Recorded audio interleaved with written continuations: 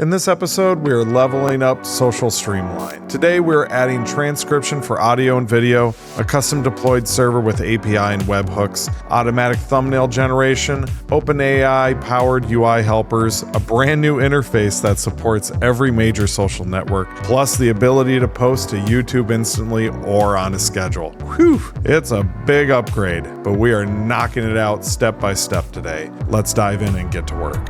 All right, we are back with part 3. And we are going to focus on some advanced features in this episode. What I'm looking to do is really kind of take our composer and make it so it's more of catered to each social media. So each social media has different requirements. You know, some are just like, yep, we want a description, we want a title, and we want, you know, images or video, anything like that. So we need to flesh out more of these features with each social media platform, and each of them are different. So I've actually used ChatGPT to really kind of define what those are and to come up with a prompt that would make those changes for us within Replit. It did a great job, and I've actually gone ahead and done that. So if we click on each of these buttons, we have the different platforms and their requirements. Again, my monitor is small, so this would render a lot better on a bigger monitor. This is a 20-inch monitor, so we're going to see things a little bit truncated. And then also with this window here, it just kind of makes things a little bit more scrunched. So we have different platforms here with different requirements and different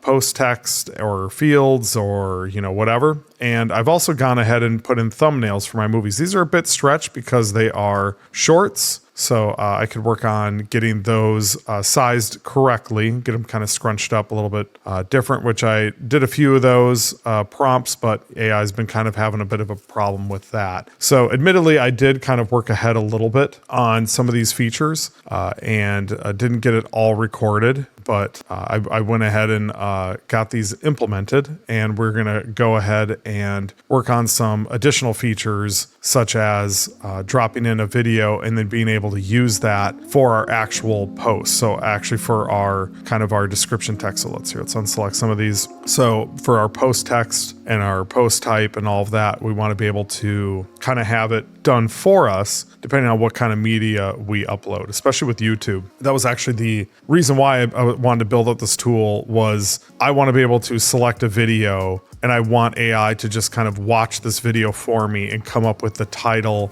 and description. And well, I guess I got to select visibility. So I could have some of these options just kind of be by default. So would be public by default. And then I could also just kind of have my overall categories and everything selected, made for kids. No, that's something you always have to select when you're uploading a video. And then also the tags. The tags could get figured out by AI too. So visibility and category, pretty easy to do. And then we could pretty much set it and forget it, drop a video in, and AI just kind of does everything for us, including scheduling, figuring out the best date for us. So that was really the impetus for this tool. Was I want to be able to have a tool that just takes care of everything for me, because I don't want to write all this stuff out. I can still go back and edit that, and we could set that up too, but I kind of like the YOLO mode of being able to drop it in and take care of it for me. So I'm an engineer, and I really like things to be as dead simple and lazy as possible. So those are the kind of tools that I develop. In order to get a summary of our various pieces of media, especially with movies, we need to send that up to the transcription service that AirShare has. So we're going to give that a shot and see how it does.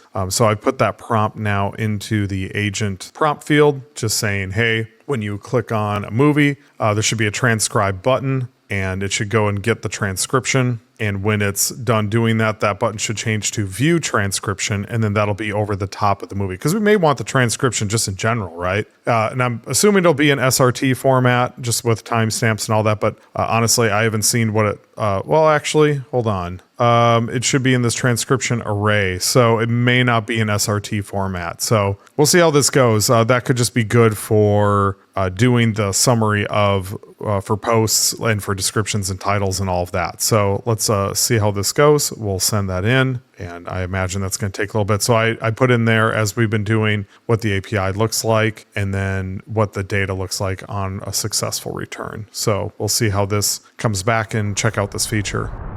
All right, so the AI is done with that. I'm seeing more and more that it's taking longer and longer to do these requests. Could be just Agent 3 being cumbersome, and perhaps the assistant would be better with some of these changes, but I think any of the API ones are a little bit beefy. Oh my gosh. It did 1,600 lines. So it added 582 lines and removed 246 lines. That's quite a bit for a total of $2.62. Oh boy. Okay. So good thing I'm saving my pennies and dimes for doing all this work. So we hit one of the media buttons here, one of the movies, and actually gave us some additional buttons.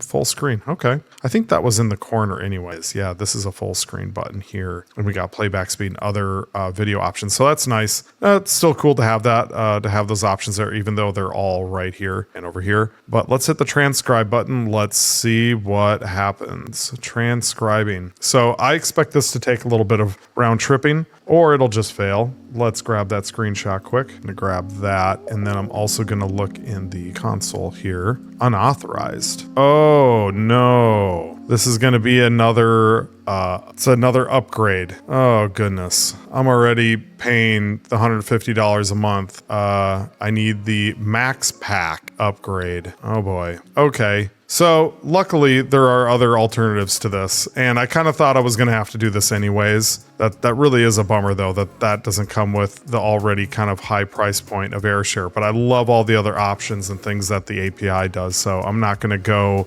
quitting it yet because of all the other great services that it does have, but that is a bummer. I'm going to have to go back to the drawing board and think about this a bit more, but we may have to use a different service. Maybe we can just use ChatGPT's service right out of the box, but I'll have to go back to the drawing board and see what I can come up with. Okay, so since we're not going to use the transcribe a video within AirShare here, what I'm going to ask you guys to do is a little bit more in depth. So what we are now going to get into is a little bit more of a kind of beefy functionality. And I can understand if you're not going to want to do it, but if you don't want to do it, you can use my tool when it's all built out. But what I'm going to ask you to do is actually go to a different YouTube channel, my guy, Stephen G. Pope, who has a lot of great tutorials, and I take a lot of tips from him myself, but he actually has a wonderful video on setting up a server using his no-code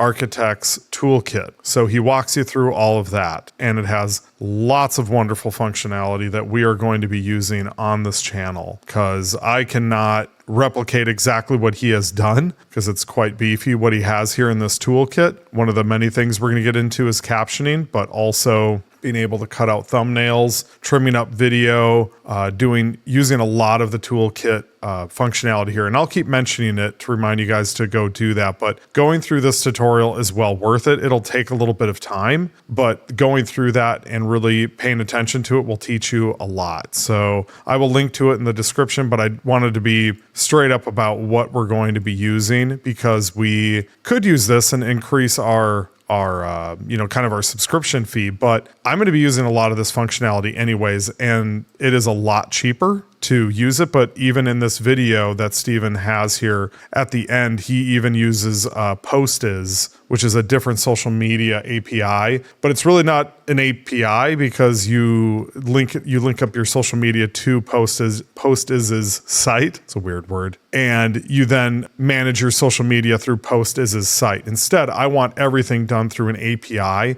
and on my SaaS software. And that's not really how it does it, because Steven does walk through as you can see here, an N8N kind of workflow, which is kind of part of the whole thing. But what you're going to end up having is a server that will be able to run jobs. And one of the jobs and services that you can run is captioning, but also transcription. So he also walks through doing that through Postman. and you're going to be able to interface with that server through Postman, but also through N8N. And then what we're going to do is we're actually going to interface with our API through Replit, through our web application, and not actually use N8N for this particular thing because we're just going to use an endpoint. So in our secrets here, I've now added my API key for my personal server that I have deployed. So you'll have your own API key for that because you make it up. And then I have my base URL here, which you're going to have your own base URL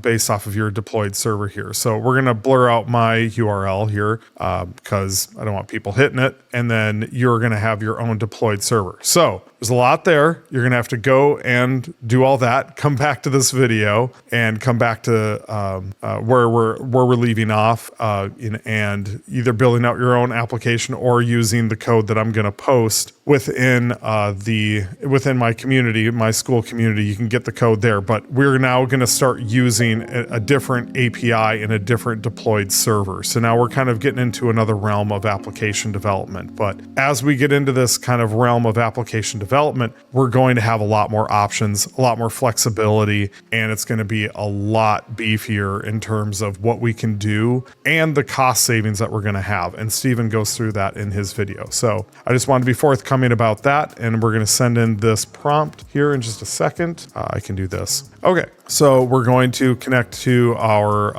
NCA Toolkit server, and then I kind of give it an example of what the body looks like, JSON body. And then I'm given an example of the output of what comes back. And so we're going to get a segments URL, SRT URL, and a text URL. Not sure why text is null and SRT is null. That probably could be cleaned up on the actual output, but maybe there's some cases where that actually does come back. But we're going to be able to click on one of our movies and be able to transcribe it. So that's what I describe here. And it's going to send that up to our deployed server. And then we're going to get the result back. And you can see here it took about 28 seconds for it to come back in this example that I ran in my Postman. And if I hit these URLs, they actually do come back with data. So these are my own storage buckets. And I'm able to get access to these text files. So now we're getting into a whole other kind of realm of application development. But this is the direction I knew it needed to go in, but I was hoping to use more of the AirShare's APIs, but I'm not going to upgrade to my max package or bundle or whatever that was next. So let's send this in and I'll come back when that's done. So yeah, it was my fault. I did not add the XAPI key in my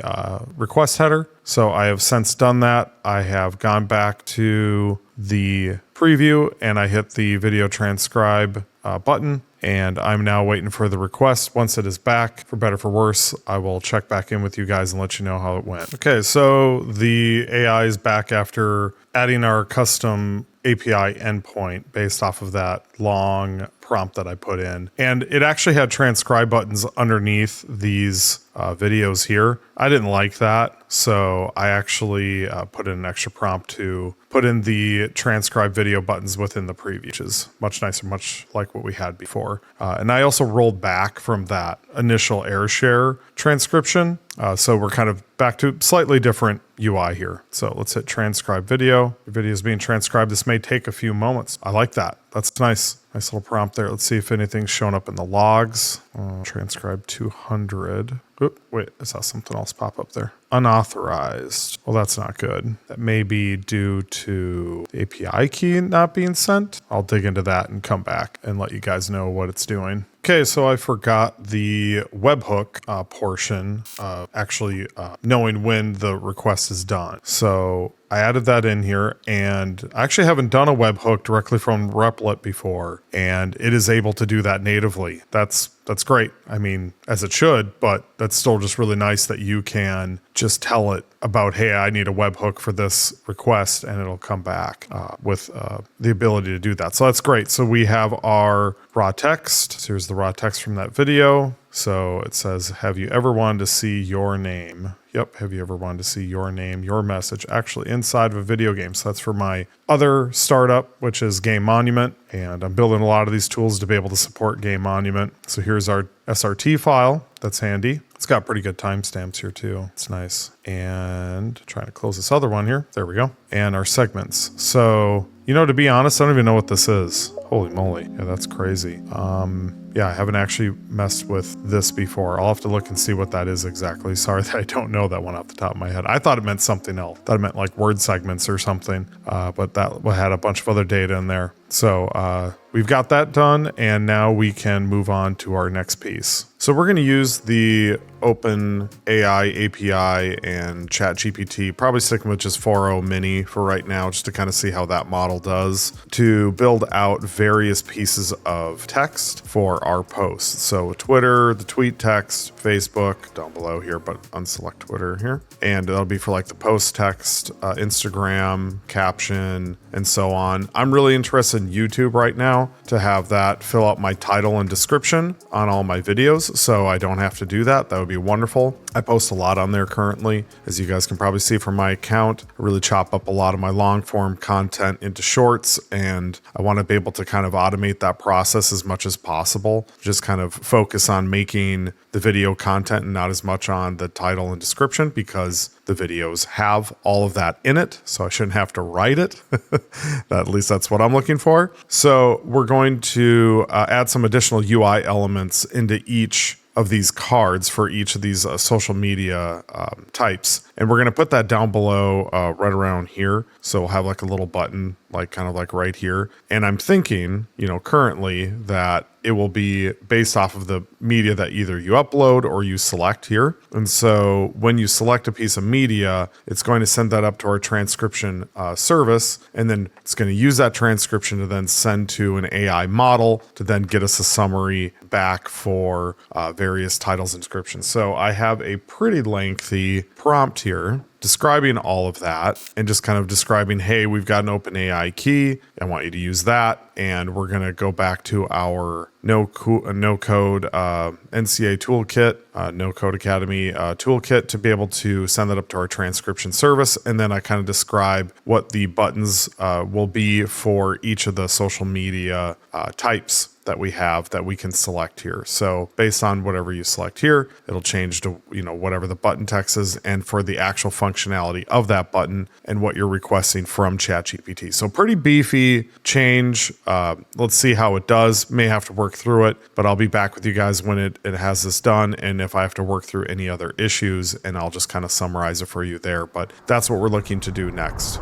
So the good news is the content generation did work, and I'm really happy about that. That's a really sweet feature. So what that means is we can have a video, either drop it in and it will transcribe it, or you can have it from your previously uploaded media, like here, and I've already transcribed it here. But I've set it up so when you upload something, that'll just automatically transcribe it, because that's the feature that I want for all the content that I'm going to be uploading and going to be managing. So what that means for our lives is we have the media here, and I'm referencing it here, and then I hit generate title and description, although I wanted the button down here so I can make that change later. And it filled in my title and my description for this video, which is awesome. That's exactly what I want, because it's the videos that I'm focusing on, not as much the titles and description. And of course, we can keep on, working with this to kind of have it write better, have additional prompts, system prompts to kind of refine it, of course. And then I could have it set up for visibility, by default, and then what your category is. And I could even, have AI fill in the category, of course, and then add in some more tags, which could bottom of the description. And then if it's made for kids, that could be an overall description, and allow comments. That should always be turned on. So that'd be another thing. But you can see that my post now button is not highlighted. So I've messed with this a bunch off camera and have deduced that it's just not working with this new card setup. So, where we can keep on adding in other social networks below each other. So just kind of like this kind of card. Oh, and I've also tested with TikTok too. It does generate a caption. So that's awesome. So what we need to do is I need to fix that. So I will work on that next. And then I'm actually going to work on save as a draft. So that prompt that we did, before that I showed off here, this whole thing, this actually was executed on, honestly, perfectly. So it got the job done. I'm really happy about that. So we can move on with the functionality, which will be fixing the post now button and making sure schedule post works.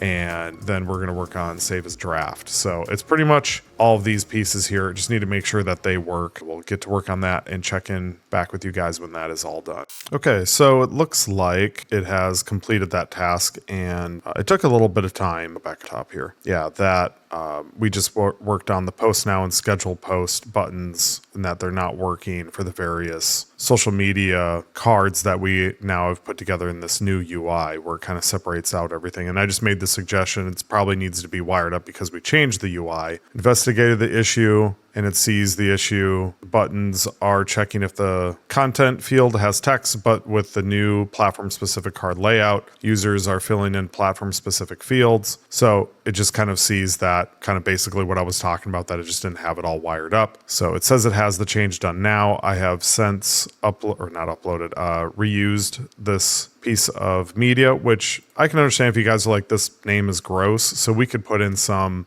editor fields for that, or once it has done a generate title and description, that it could actually change the kind of title and name of this video for us. So that could be handy. Then we could store that in our database and it would be there in our database. But I generated a title and description. That's still working great. And we could do post now, or we can do schedule post. But let's test out post now. It says LinkedIn is required to schedule post. Must not have my socials wired up here because I linked my YouTube and I refreshed it, but I probably need to make sure that that is all working correctly. So if we do schedule post, yeah, so it's just expecting LinkedIn. So there's another bug there that it needs to look at all the social media outlets, make sure that I can post to any one of these, and maybe it's just hard coded for LinkedIn right now. So I'll see if I can get that fixed up too. Come back. Okay, Replit says that it has found the issue, and it was like I thought, that there was a hard coded check here within code. It's looking proper field configuration, address the concern for YouTube. And then it says here that YouTube has field configuration for social networks. And then it removed the LinkedIn requirement here. So that's nice. Let's go ahead and give it a try. I've got the same video selected. I generated a title and description. So let's hit the post now. See what happens. There was an error publishing the post. So it looks like we may need to work through some other invalid post data. Okay, so let's take a little screenshot of this. We can say filled out the fields for YouTube, and I am still getting error, see pattern shot, and check logs. Send that in, see what we got here. I don't know if like Agent 3 has just more, if it's just been slower or what's going on.